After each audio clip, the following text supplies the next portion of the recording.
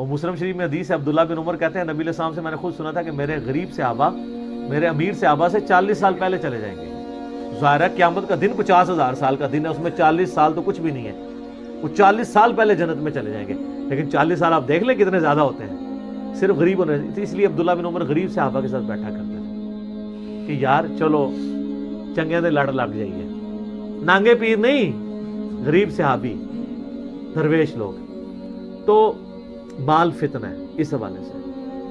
بخاری مسلم میں حدیث ہے، نبی علیہ السلام نے فرمایا کہ ابن آدم کہتا ہے میرا مال میرا مال میرا مال، حالانکہ تیرا مال تو وہ ہے جو تو نے کھا لیا یا پہن کر بوسیدہ کر لیا یا اللہ کی راہ میں خرچ کر کے آخرت کے لیے ذخیرہ کر لیا، باقی تو تیرے ورثہ کا مال ہے۔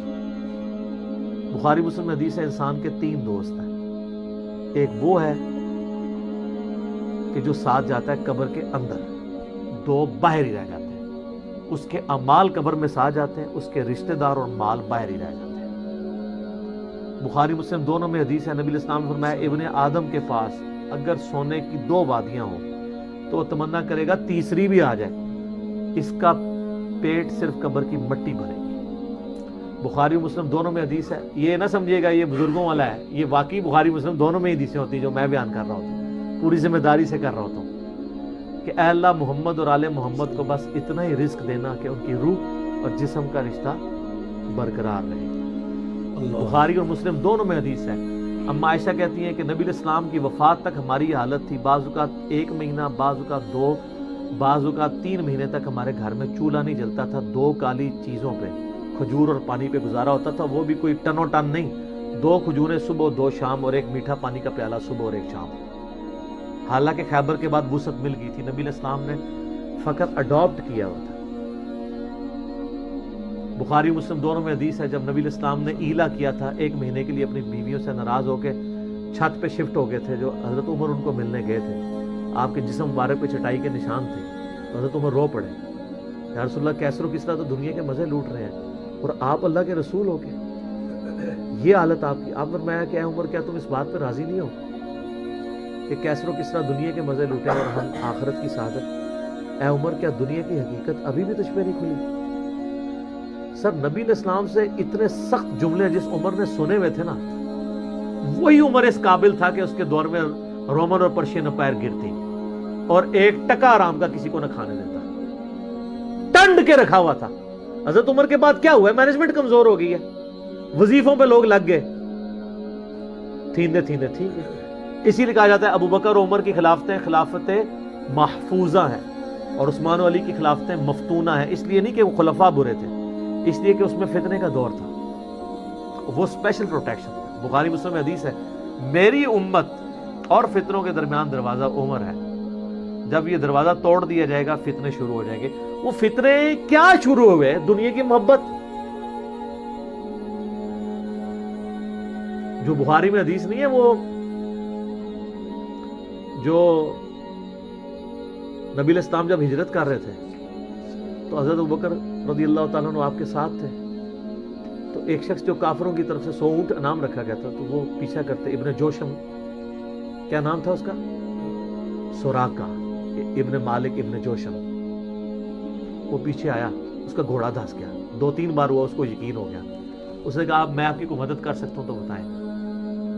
تو حضرت بکر نے کہا کہ بس ادھر کی طرف نہ کسی کو آنے دینا ہمارا پیچھا کرنے کے لیے۔ تو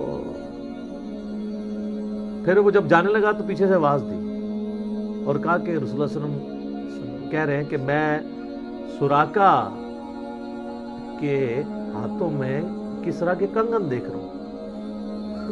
تو وہ بڑا مسکرایا، وہ کہنے لگا کسرا دنیا کی سپر پاور اور اس کا جو بادشاہ جو لباس پہنتا ہے اتنا مہنگا، وہ میرے اوپر دیکھ رہے ہیں۔ اور دل میں شاید اس نے یہ بھی سوچا ہو کہ اپنی حالت یہ ہے کہ جان بچا کے 2 بندے چوری چھپے مدینہ جا رہے ہیں اور ہمیں یہ بشارت سنا رہے ہیں۔ تو نبی علیہ السلام کو یہ پتہ بھی تھا کہ امت کے لیے خزانے کھلیں گے، تب بھی آپ نے فقر اختیار کیا تاکہ امت پیچھے سے مال پانی نہ شروع کر دے، کیونکہ ترمذی کی حدیث ہے ہر امت کا کوئی نہ کوئی فتنہ ہے، میری امت کا فتنہ مال ہے، سیدھی سی بات ہے۔ اور پھر حضرت عمر کے دور میں پھر کسرا کا جب لباس آیا تو کہا سوراقہ کدھر ہے؟ پہنایا اور کہا چل کے بتاؤ۔ جب چلے تو پھر کہا لا دے اس نے کہا میں مالک ہوں. ان کا نہیں, نبی علیہ السلام نے صرف اس کا کہا تھا یہ مسلمانوں کا مال ہے, بیت المال میں جمع ہوگا, تو ملکیت نہیں اس کی حاصل کر سکتا, یہ ایونلی ڈسٹریبیوٹ ہوگا. تو سر, اور اس کے بعد پھر حضرت عمر رو پڑے. یہ سارا انہوں نے فلمایا عمر سیریز کے اندر.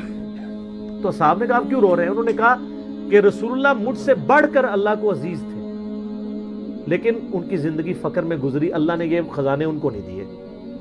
اور حضرت ابوبکر مجھ سے بڑھ کر اللہ کو عزیز تھے, ان کے دور میں یہ نہیں آئے. اس آزمائش میں اللہ نے مجھے ڈالا ہے اور میں ڈرتا ہوں کہ میرا کیا بنے گا. اسی لیے بخاری مسلم میں آتا ہے نا, جب ان کو زخم لگا اور لوگ نا امید ہو گئے تو پھر لوگ آ کے ان کی فائنل زیارت کر رہے تھے, کیونکہ کھاتے پیتے تھے تو وہ میدا کٹا ہوا تھا, نکل جاتا تھا. اسی حالت میں بخاری میں آتا ہے ایک نوجوان آیا, اس کا تہمت ٹخنوں سے نیچے لٹک رہا تھا. جب وہ جان لگا تو بیماری کی حالت میں حضرت عمر کہہ رہے ہیں لڑکے اس کو تہمت کو ٹخنوں سے اونچا کر, اس سے تیرے کپڑے بھی پاک رہیں گے اور یہ سنت بھی ہے. یہاں ہم لوگوں کو کہتے ہیں شلواریں یار نیچے روبڑ رہی ہیں. حضرت عمر نزع کے عالم میں بھی ٹخنوں سے اوپر شلوار کر رہے. حضرت عمر وہابی نہیں سن سر, وہ صحابی سن, ان کو پتہ تھا یہ سنت ہے, اور نزع کے عالم میں تہمت اوپر کروا رہے ہیں. یہ بخاری کے الفاظ ہیں. اور وہاں پہ آگے صحابہ کرام کہہ رہے ہیں کہ اللہ تعالیٰ عمر پر رحم فرمائے, اے امیر المومنین آپ کی وجہ سے اللہ نے مسلمانوں کو اتنی فتوحات دیں, رومن امپائر گری, قادسیہ, یرموک, مسلمانوں کو فتوحات ملی, امید ہے اللہ تعالیٰ آپ کے لیے بہت اجر رکھے گا. انہوں نے کہا کہ مجھے اللہ تعالیٰ میری ان خدمات کے عوض اگر برابر بھی چھوڑ دے کہ میرے گناہ اور نیکیاں برابر ہو جائیں تو واللہ میں کامیاب ہو گیا, میں اللہ سے اتنا ڈرتا ہوں. یہ انہوں نے کوئی ایکٹنگ نہیں کی, نہ یہ میں کہوں گا کہ ان کی عاجزی تھی, یہ ریالٹی تھی. جس کو خدا کا تعارف ہے وہ واقعی جانتا ہے کہ اللہ بڑا ڈاڈا ہے. حضرت ابوبکر نے جب مشورے کے بعد حضرت عمر کو نامزد کیا تھا تو آپ کو پتہ ہے حضرت عمر کو کیا نصیحت کی تھی؟ کیا عمر, ایک ہی نصیحت انہوں نے کی, ان کا اتق اللہ یا عمر. وہ عمر سیریز میں فلمایا انہوں نے, اللہ سے ڈرنا, اور جب تو جنتیوں کی طرف دیکھے نا تو دعا کرنا کہ اللہ تجھے اس میں شامل کر دے, اور جب تو دوستیوں کی طرف دیکھنا تو ڈرنا ایسے کہ کہیں تو ان میں شامل نہ ہو. انہوں نے نہیں کہا میں اشرا مبشرا ہوں, میں جس راستے پہ چلوں شیطان بھاگ جاتا ہے, یہ آپ مجھے کیا باتیں بتا رہے ہیں. ان کو پتا تھا کہ اللہ تعالیٰ کی صفت بے نیازی بھی تو ہے نا سر, آپ کو نہیں پتا. وہ تو پیغمبروں کے اوپر عطا فرما دیتا ہے. یونس علیہ السلام تو پیغمبر تھے, اور اتنا غصہ کہ سورہ الصافات میں ہے کہ یونس اگر مچھلی کے پیٹ میں ہمیں نہ پکارتا تو پھر اسی دن نکالا جاتا جس دن مردے اپنی قبروں سے نکالے جائیں گے. یار اتنا غصہ کیا کر دیا, کوئی بندے مار دیے یونس نے. آپ یوٹیوب میں کلپ دیکھیں یونس علیہ السلام کا واقعہ تو آپ کو پتہ چلے گا. سر اللہ اپنے معاملات میں بہت سخت ہے. اللہ وہ نہیں ہے جس کا تعارف آپ کو کروایا گیا. پچھلے دنوں بھی وہ ہمیں ایک لیٹر کہیں کسی نے بھیجا, تو پھر ہم نے ان کو بھیجا کہ آپ میرا کلپ دیکھیں, اللہ کی رحمت سے دھوکہ, اور انجینئر محمد علی مرزا صاحب لکھے. تو اس میں وہ کہہ رہے تھے, وہ تارج میر صاحب کہتے ہیں کہ آج کل کے مبلغین نے لوگوں سے ان کا رب بھی چھین لیا اور ان کو ڈراتے رہتے ہیں. سر کیوں نہ ڈرائیں اللہ کے بندو, قرآن کا ڈومیننٹ پورشن ہے ہی تذکیر ہے, بلکہ قرآن کا تعارف ہی تذکیر ہے, نصیحت ہے, ڈر سنانا ہے, ڈر سنانا. وَأُوحِيَ إِلَيَّ هَذَا الْقُرْآنُ لِأُنذِرَكُمْ بِهِ وَمَنْ بَلَغَ. سورہ الانعام آیت نمبر 19. اے نبی علیہ السلام فرما دو مجھے تو قرآن وہی اس لیے کیا گیا ہے میں تمہیں ڈر سناؤں, اور جس تک یہ کتاب پہنچ جائے وہ بھی ڈر سنائے. بخاری کی حدیث ہے, آپ علیہ السلام ایک چوراہے سے گزر رہے تھے, کچھ صحابہ جو ہے وہ ہنس رہے تھے, آپ رک گئے. پھر آپ نے فرمایا جو کچھ میں جانتا ہوں نا تم جانتے ہوتے نا تو بہت کم ہنستے زیادہ رویا کرتے. بخاری مسلم میں حدیث ہے, عبداللہ بن عمر کہتے ہیں نبی علیہ السلام نے میرے کندھے پہ یوں ہاتھ رکھ کے نا فرمایا تھا عبداللہ اپنے آپ کو مردوں میں شمار کرنا. یہ نہیں سمجھو کہ آج میں گیا ہی کہ گیا. سر جب یہ تلوار کسی کے سر پہ لٹک رہی ہو نا پھر اس کا قبلہ سیدھا رہتا ہے. ادروائز وہ یتیموں کا مال بھی ہڑپ کرے گا, بہنوں کی جائیداد پہ بھی قبضہ کرے گا, اور وہ ماں باپ بھی جو اپنی زندگی میں بیٹوں کو سب کچھ دے کے چلے جاتے ہیں اور بیٹیوں کو محروم کرتے ہیں. ہمارے پاس تو لوگ آتے ہیں, ہم ان کو کہتے ہیں تمہارے ماں باپ دوزخ میں جل رہے ہوں گے, اب بھی ٹائم ہے کہ ان کی وصیت بدل دو. قرآن میں بھی ہے کہ اگر کوئی غلط وصیت کر کے جاتا ہے وصیت بدلو. اس کو عذاب سے بچاؤ. تو کئی لوگ ہیں میں نے دیکھا ہے ملینز آف روپیز انہوں نے ماں باپ کے مرنے کے بعد ان کے نام پہ ہوئے اپنی بہنوں کو واپس کیے ہیں کہ چلو یار ہمارے ماں باپ دوزخ میں جانے سے بچ جائیں گے. اگر آپ کے ماں باپ کی محبت آپ کے دل میں ہے نا تو خدا کے لیے اگر آپ یہ نہ کہیں کہ میرے ماں باپ دے گئے ہیں تو وہ جانے اور ان کا کام. یار وہ آپ کو دے کے گئے, آپ کے ساتھ نیکی کر کے گئے, اور آپ ان کے ساتھ یہ بھی نیکی کرنے کے لیے تیار نہیں ہے کہ جو مال انہوں نے کمایا تھا وہ ان کو دوزخ سے رہائی سے عطا کرنے کے لیے آپ ان کے لیے خرچ کر دیں جو آپ نے نہیں کمایا ہوا. تو کتنے بڑے ناہنجار اولاد ہیں آپ. سنن ابن ماجہ کی حدیث ہے تو اور تیرا مال تیرے باپ کا ہے. بہت بڑی بات ہے. ماں باپ بغیر اجازت کے بھی اپنے اولاد کے مال میں سے لے سکتے ہیں, یہ ذہن میں رکھیے گا, بڑا حق ہے. اور آپ لوگ یہ کام کر رہے ہیں, اور جو ماں باپ کر رہے ہیں خدا کے لیے ان کے پاؤں پکڑنے پڑتے ہیں, پاؤں پکڑے, ان کو کہیں کہ خدا کے لیے بہنوں کو اس طرح نہ کیا کریں. او جی ان کو جناب وہ جیز دے دیا تھا, وہ جیز تو زندگی میں دیا, وہ گفٹ ہے, ہبہ ہے. یہ 3 ٹرمنالوجیز ہیں, ہبہ, وصیت اور وراثت.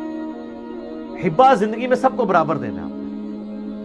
وصیت یہ ہے کہ میرے مرنے کے بعد فلاں کو ملے, اور لیکن وہ ادر دین وارث ہوگا. بخاری میں حدیث ہے کہ وارث کا حق اللہ نے قرآن میں رکھ دیا, وارث کے لیے وصیت نہیں ہو سکتی.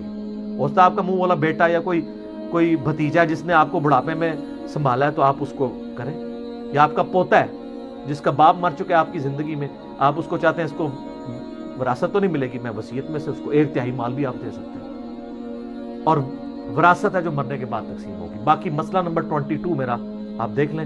اللہ تعالیٰ سے دعا ہے جو حق بات میں نے کہی اللہ تعالیٰ ہمارے دلوں میں راسخ فرمائے. اگر جذبات میں میرے منہ سے کوئی غلط بات نکل گئی تو اللہ تعالیٰ ہمارے دلوں سے معاف کر دے. ہمیں کتاب و سنت کی تعلیمات پر عمل کر کے دوسرے بھائیوں تک پہنچانے کی توفیق عطا فرمائے.